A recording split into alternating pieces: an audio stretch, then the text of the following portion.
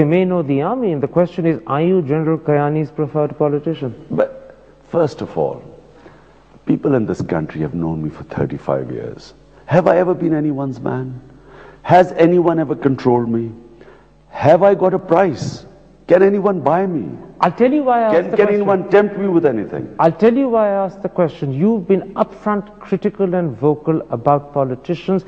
You've held them to blame for what you call the peril and the plight of Pakistan.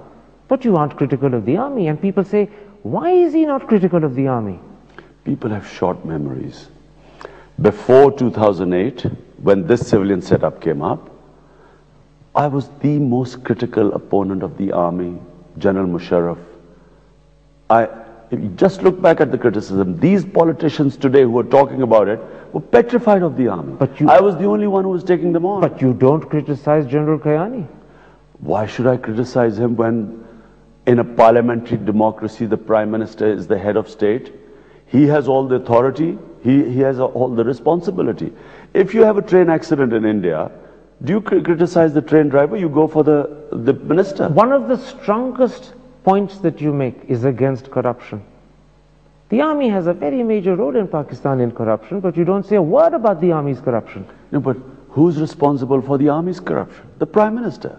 Tell me, in Aren't India... you exonerating and exculpating the army when you say that? No, but under General Musharraf, I was criticizing the corruption. But now? Under General Musharraf, there was a GHQ being built here. I was the first one who said that this is a massive corruption going on. And actually it stopped because of me.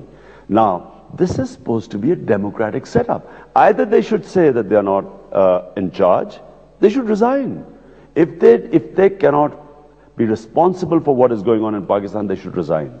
So anyway, to blame the army when you have Asif Zardari and Gilani having all the perks and privileges of power, so what are they doing there then? All right, you're not criticizing the army because you claim this is a democratic setup, the civilians should take the blame. But the truth is that on critical issues, the generals have hobbled civilian politicians. Whether it's defense-related matters, whether it's relations with America and India, the army calls the shots. Now, if you become Prime Minister, will you accept a subordinate status on those issues, or will you seek a better balance between civilian politicians and army generals?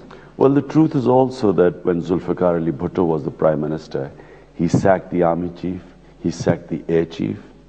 He was a genuine a leader, a Prime Minister. Will Imran Khan as Prime Minister sack Kayani? No, but first of all, let me just say that when you had a proper leader, he did that. Secondly, when the great Jinnah was in charge, you could never imagine the army asserting itself. What I'm saying is that we have non-leaders in Pakistan. These people are here to make money. They're not interested in governance. Karan, let me just go one step further. Balochistan is being handled by the army. The entire FATA operations are held by the army. No civilian input. Swat today is controlled by the army. Karachi, it's the Rangers who are controlling Karachi. What is this government doing? Absolutely. This is why I ask, if Imran Khan becomes Prime Minister, and that may happen in 15 months if people's speculation is to be believed, will you accept a subordinate status as Zardari and Gilani have been forced to accept, as Benazir and Nawaz had to do before that? Or will you have the courage and the strength to challenge General Kayani and the corps commanders and insist on civilian supremacy? Karan, let me just make it clear. For me, the office of Prime Minister holds nothing. Remember, I'm probably the only politician who was offered to be the Prime Minister and refused. Now, unless I can implement my agenda, and which means I take responsibility of everything that's happening in Pakistan. It means that the army is under me. It means the ISI can do nothing unless it reports to me. It means that the army budget is audited by a civilian setup.